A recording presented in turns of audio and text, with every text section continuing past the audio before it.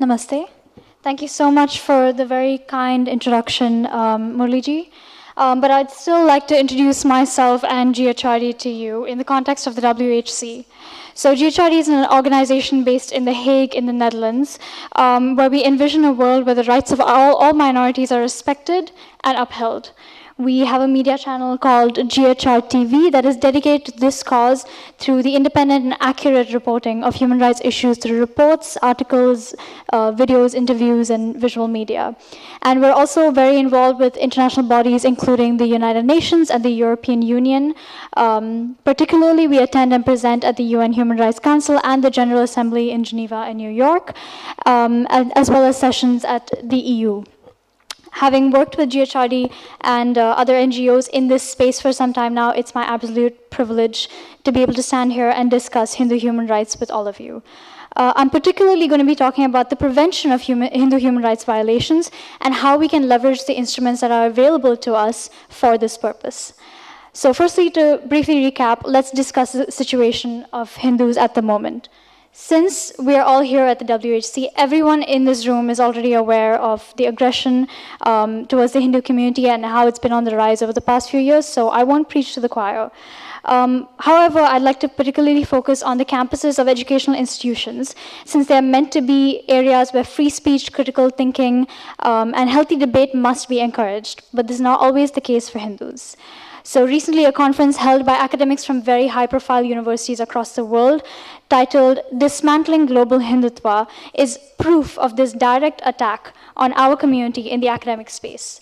They had endorsements from over 40 universities, including Harvard, NYU, Stanford, and Princeton. And the conference blended religion, politics, and social biases under the umbrella of academic freedom to dissect and criticize Hinduism. What this conference perfectly displayed was the dislike that many Western academics hold for an assertive and strong Hindu community that determines its own fate. I'd also like to briefly touch upon my experience as a former student of international relations with regional specialization in South Asia. In a year-long specialization, I noted a few key issues. Number one, we had no discussions on Hinduphobia or Hindu persecution at all in the whole year. Number two, we spent a week on every single country in the region, but we had no acknowledgement of the existence and erasure of Hindus from the majority of South Asia, including Afghanistan. Three, we had a primarily Western understanding of South Asian history and contemporary politics, leading to a warped view of Hinduism as a religion to be the accepted norm in the classroom.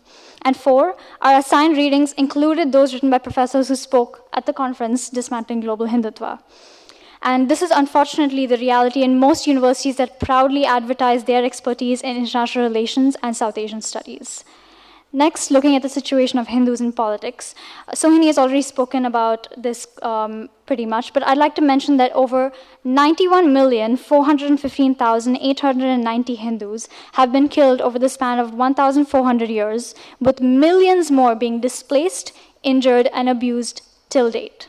GHRD and GHRTV report on many of these issues, including in these countries, and a key theme can be noted throughout all of this: the media, particularly social media. Mainstream media, including social media, is very responsible in designing and propagating the narrative of modern politics, be it about Hindus or anybody else, and we've heard about this in previous panels within the youth at WHC. And this brings me to the concerning and widespread negative portrayal of Hindus across the media that has increased social misconceptions, leading to stigmatization of our culture, appropriation, and hate, including violent hate crimes. As the youth, it is the reality that the responsibility has fallen on our shoulders to restructure this perception of Hindus from a violent, hateful, and foreign culture as portrayed through some of these examples here. And here, I'd like to directly quote this last article on the screen, which was written by Professor Audrey Tusk, who is part of the Dismantling Global Hindutva conference and a professor at Rutgers University and an expert in South Asian studies. She wrote, and I quote, "Sometimes Hindu nationalists falsely accuse the Mughals of committing a genocide. Other times, they falsely malign the Mughals as colonialists, which depicts them, and by extension, all Muslims today, as a foreign threat to India." End quote. This is only one example of many of how the manipulation of our history through the media is being used to deny genocide, forced conversion, and the extreme alteration of our existence globally as a civilization. And I don't use words like genocide, forced conversion, abuse, etc. very lightly. But how has this happened? I can identify three main causes. Number one, within our community, a lack of knowledge. As the youth within the Hindu community, there is a lack of knowledge of our history and the ongoing issues that we face. And it's so important to consistently educate ourselves. Nobody is perfect and nobody is an expert in any of this. Number two, lack of cohesion. There is no unity within Hindus. We need to empower and encourage each other in personal, social, and professional spaces, whether it's in politics, whether it's in IT, tech, business, no matter what. Number three, lack of advocacy. Every other community in the world stands up for one another, and I admire that. But Hindus are leading the charge in passively shaking our heads silently and refusing to speak up when a Hindu faces discrimination or abuse anywhere in the world. It's without a doubt that we need more cohesive and tangible advocacy. But you might be asking me, what does advocacy mean? To me, it means two things. Number one, taking charge of the fate of our own Hindu community, and secondly, working together. This means organization and strong leadership, including through platforms like WHC, but also beyond. We need to be taking this beyond just one conference for 3 days. This is a long-term thing. And this can connect Hindus from all corners of the globe. Number two, setting tangible goals to achieve so that we actually practically achieve milestones that help Hindus in dire situations. And, sorry, I lost myself. Number three, education is really important, especially within Hindus, but also outside the community, to educate those about the tragedies of the 1990s Kashmir genocide, the Sri Lankan Tamil exodus, or the 1971 Bangladesh genocide. And lastly, I was recently told by someone a very important thing that I carry with me now every single day in my work. Human rights is not a hobby. We cannot be afraid to speak the truth for the sake of political correctness. If the people and organizations with the resources shy away from doing the work, then Hindus who are direct victims with no voice or reach will continue to face the gruesome fate that they have been facing for centuries. We need to consciously invest in ensuring human rights for Hindus by speaking up, donating, and contributing to achieve tangible results. Looking at some solutions, in academia, advocacy is not easy to achieve as a student, without risking your whole future especially. However, pushing for open and respectful discussions without bias, broadening reading lists and the topics discussed, and the perspectives from which we look at them, are some ways in which students can advocate. Outside of the classroom, more can be done by involving ourselves with local and national organizations, including NHS of UK, HAF, etc. And finally, if we see or experience Hinduphobia, we have to call for accountability, whether it's with staff or peers.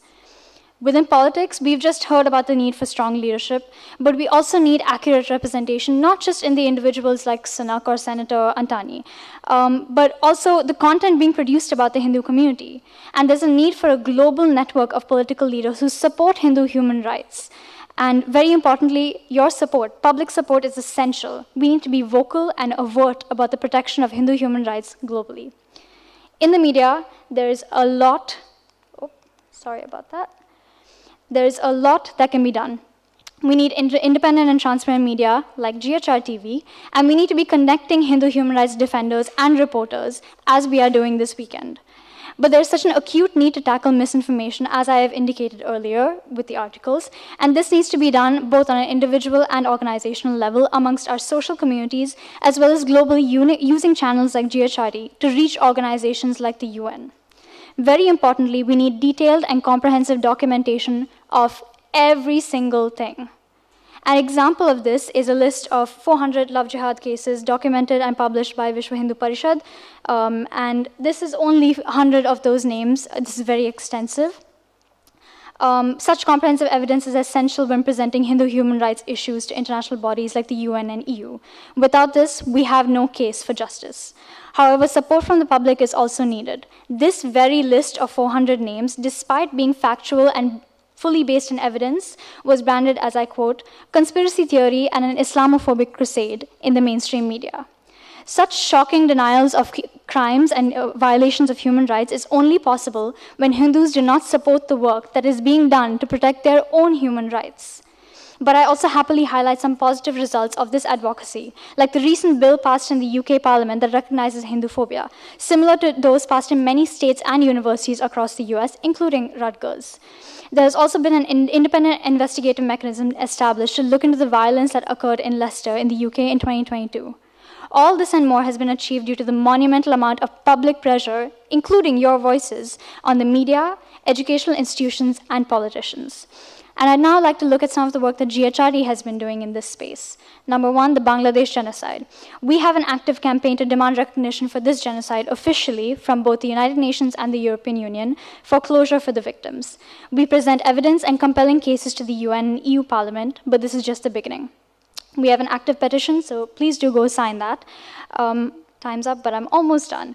And we also have been educating people on this issue and beyond through the global media coverage of this. Number two, we have a team Pakistan that's dedicated to highlighting the situation of minorities in Pakistan. With this kind of regional focus, using articles, reports, and interviews, we've been looking at information coming straight out of Pakistan that is being ignored by the global media. Lastly, we are announcing a year-long campaign called Final Call for Pakistan on the 10th of December, which is International Human Rights Day. We are organizing protests, petitions, events at the EU and the UN, and media coverage and factual reports. We need your engagement, your support, and your contributions in order to end the crimes against minorities in Pakistan and the cycle of impunity for its perpetrators. We've had so much information over the past day, and we're going to get more over the next day. And just to end, I'd simply like to invite you to join us and other such organizations that are fighting to ensure human rights of Hindus in our efforts and campaigns.